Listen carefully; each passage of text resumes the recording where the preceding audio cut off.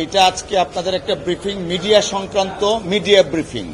সেটা হলো আপনারা জানেন বহুল প্রচারিত সময় টেলিভিশন, সেই ডিরেক্টর নিয়ে মহামান্য সুপ্রিম কোর্টের হাইকোর্ট বিভাগে একটা মামলা চলমান। এই চলমান মামলার মধ্যে সময় মিডিয়া গ্রুপের চেয়ারম্যান, যিনি বর্তমানে কারাগারে আছেন, সাবেক আইন প্রতিমন্ত্রী কামরুল ইসলামের সহোদর ভ্রাতা, ওনার নাম হচ্ছে মোর্শেদুল ইসলাম, তিনি সময় টেলিভিশনের চেয়ারম্যান। আরেকজন হলেন সময় টেলিভিশনের এমডি শম্পা রহমান, যিনি সিটি গ্রুপের, বাংলাদেশের বিরাট এক শিল্প প্রতিষ্ঠান সিটি গ্রুপের ডাইরেক্টরও বটে। এই দুইজনের বিরুদ্ধে আজকে মহামান্য সুপ্রিম কোর্টের হাইকোর্ট বিভাগের মাননীয় বিচারপতি ক্রিমিনাল প্রসিডিং ড্র করার জন্য নির্দেশনা দিয়েছেন।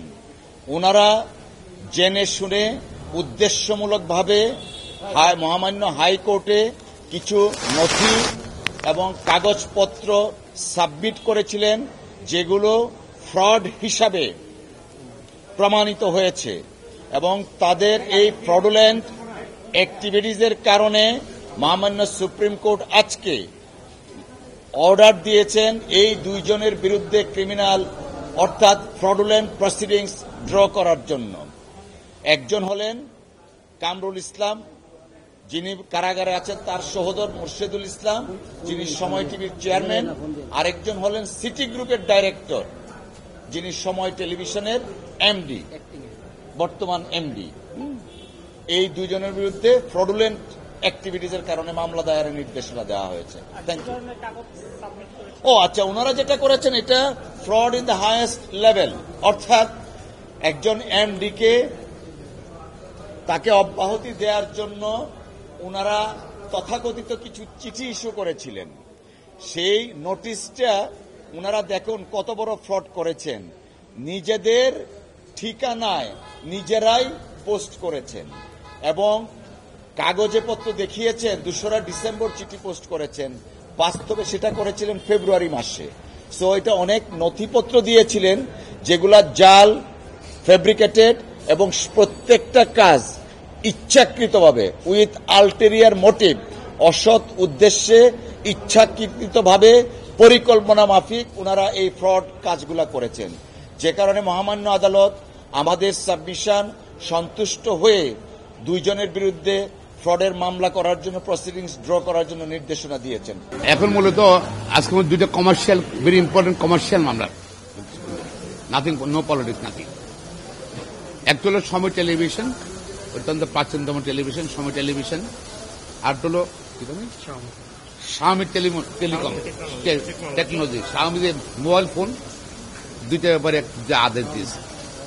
প্রথম আমি সময় টেলিভিশনের মধ্যে বলছি, সময় টেলিভিশনে ম্যানেজিং ডাইরেক্টর ছিল আহমেদ জুবায়ের, আর এখানে পরবর্তীতে একটা বোর্ড অব ডাইরেক্টর্স মিটিংয়ে সেখানে তাকে রিমুভ করা হয়েছে এমডি হিসেবে। আর এটা মেজর শেয়ার হোল্ডার ছিল সিটি গ্রুপ, সিটি গ্রুপের সেই রেজলিউশনের মাধ্যমে চেয়ারম্যান করা হয়েছে আহমেদ জুবায়েরকে অপসারণ করে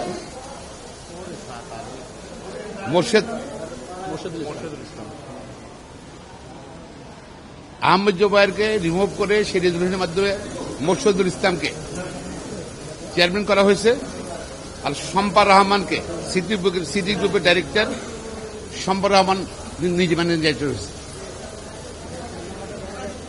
আজকে বেশ কয়েকদিন হিয়ারিং হয়েছে, সেখানে একটা ফলস ডকুমেন্ট তারা আদালত সাবমিট করছে, জালিয়াতিপূর্ণ ডকুমেন্ট সাবমিট করছে। সাবমিট করার পরিপ্রেক্ষিতে কোন আদালতে যদি কেউ কোনো ফ্রডুলেন্ট ডকুমেন্ট, জাল ডকুমেন্ট যদি সাবমিট করে, আদালত ফ্রড করতে চেষ্টা করে, তখন কোর্ট যে কোনো পক্ষের দরখাস্ত পরিপ্রেক্ষিতে বা সমোটো তাদের বিরুদ্ধে ক্রিমিনাল মামলা শুরু করার জন্য নির্দেশ দিতে পারে। যেহেতু তারা একটা প্রতারণামূলক জাল করে ডকুমেন্ট সাবমিট করছে কোম্পানি করে মামলা জিতার জন্য। মাজুদুল ইসলাম, মোর্শেদুল ইসলাম, সে হল সাবেক মন্ত্রী কামরুল ইসলামের ভাই, আপন ভাই।